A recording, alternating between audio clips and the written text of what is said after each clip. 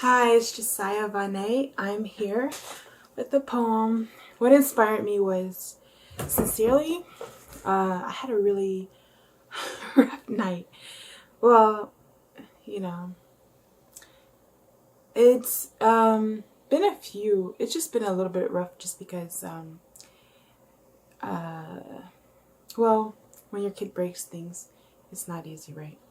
But anyway, I'm just grateful to, no matter what, like, you lose one thing, right? And it's still like so much to be grateful for, sincerely. And I was just thinking, like, about my younger self, right? And so this is what this is about. So I I titled this poem Time Travel by Jessiah Voné. Here we go. Let's pop this up a little bit. Okay. If I could go back in time, first thing I would do, look at myself in the mirror and tell her, girl, always do you. Never fear other people's criticism.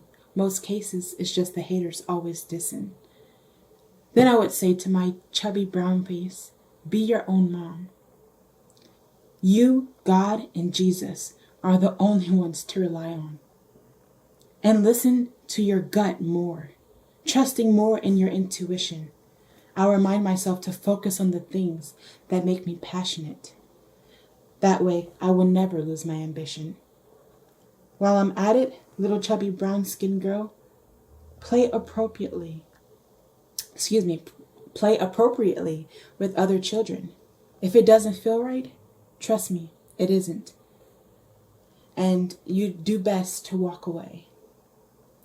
If you see a beautiful bird's nest, just look, admire. Don't touch, because you have a lot of people that would misconstrue a mistake for one's own character. Trust me, the curiosity isn't worth it. Better to play by yourself than play with others that don't value you. Love always, never hate. If a boy doesn't like you, don't blame yourself. You are beautiful.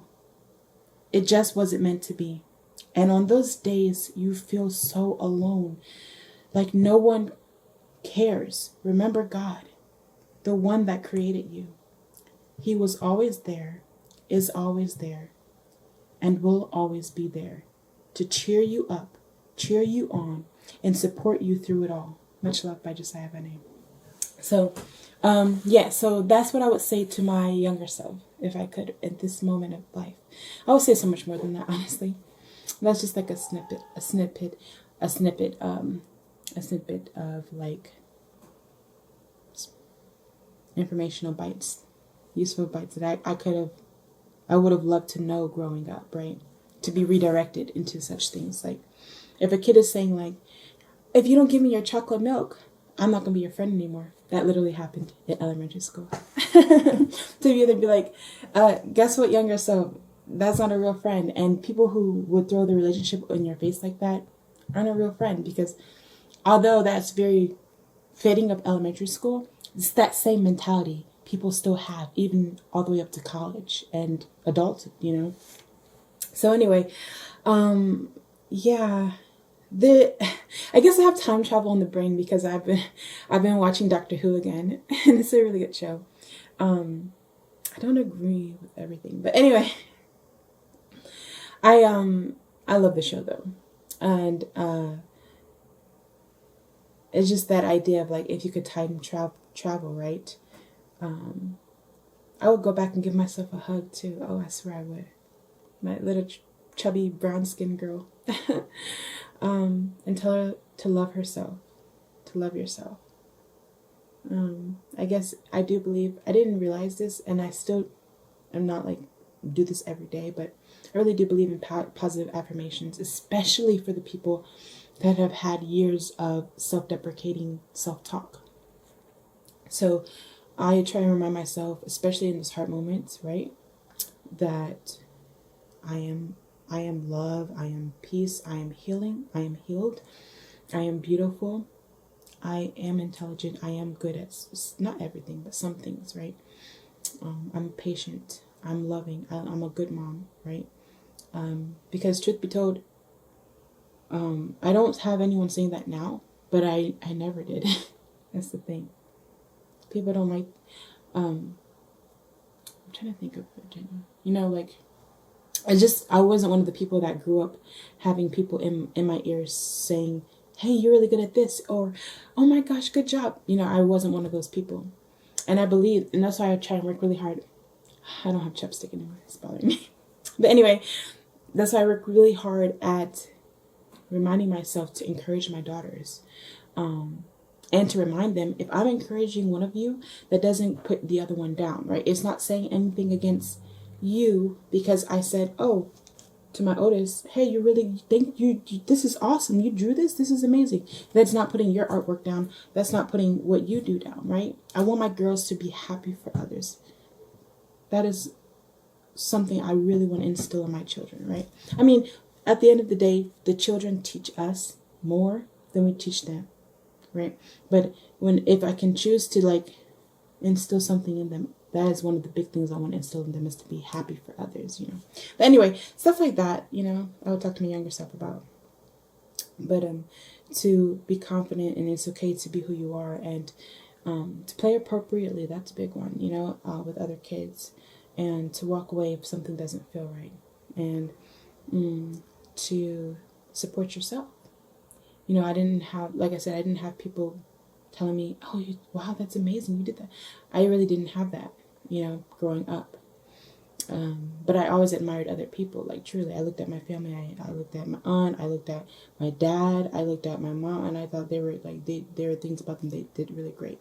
I first got into poetry actually around 2011. That's when I first got into poetry, and I joined a poetry group in high school with one of my favorite teachers. But anyway, and so it was because of 10th grade language arts, and also my pastor at the time, Pastor Joe. No, that was my youth pastor. Excuse me, I didn't mean to name names, but Pastor Harple, he's a great man. From what I understand. Okay. I don't know him at a personal level. He was my pastor. That's all.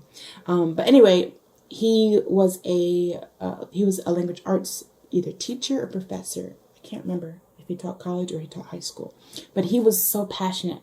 And I would love when he would incorporate poetry into his sermons.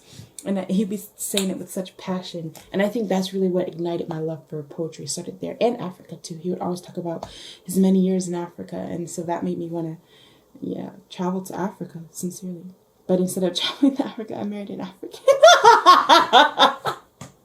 Instead of going to Africa, I married an African.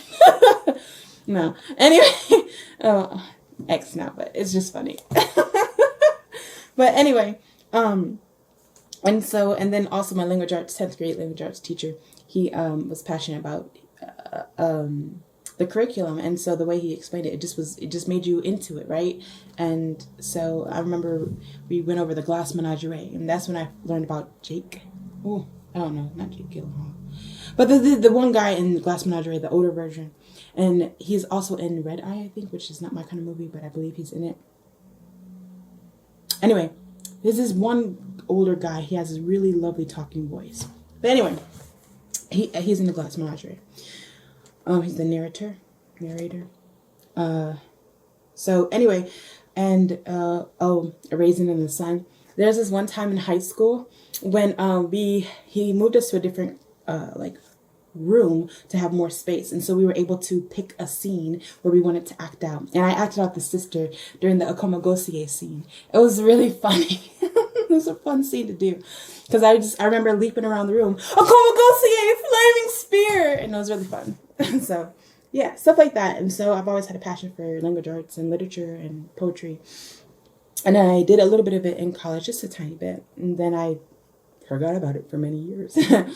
And that's how I picked it up, back up again. But yeah, so I think we all need to learn to be more kind to ourselves and our children. That's the thing. When we learn to be more kind to ourselves, it makes it easier to be more kind to our children. And they are more delicate than us, you know. And so it's important to remember to be gentle.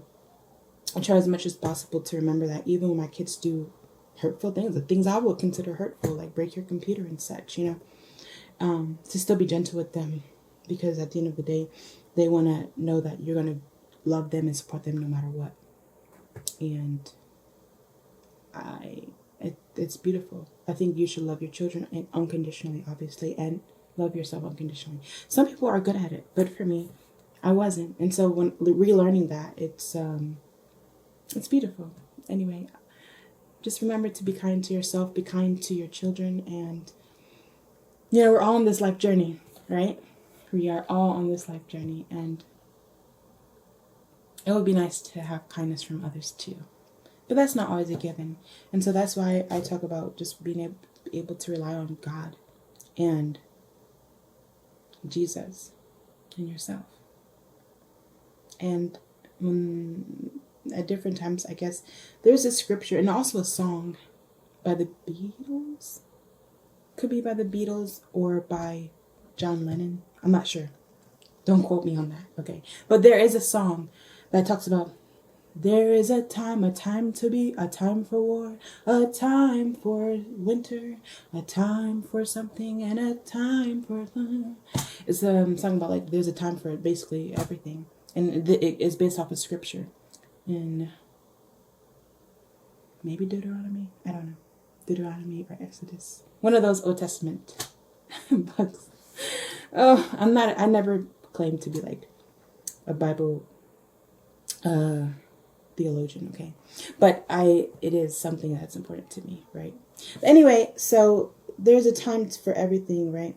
And so there's a time to have solitude, and there's a time to have fellowship, right?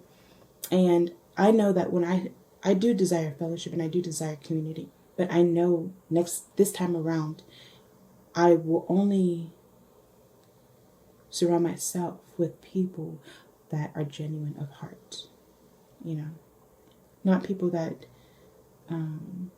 make fun of you behind your back, stuff like that. It's just, people still do that. I never realized this. I guess I didn't want to, but it does matter who you have around you, right? So there's a time for everything. And so in my solitude, I am still going through my life lessons, I feel. And also learning that I can do it. I can do it. I can do it. Things I thought I never could do on my own. I'm doing it. Even without emotional support. I have no emotional support. I have nobody I can call up and be like, hey, had a rough day. My kid broke my laptop.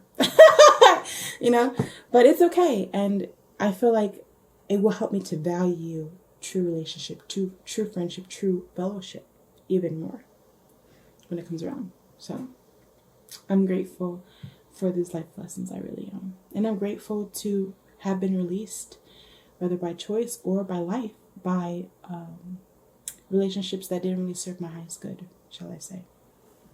But anyway, love yourself, be kind to yourselves, be kind to your children, be patient. Is hard, just me, I know, but be patient and be grateful. Much love by Jessiah Voné.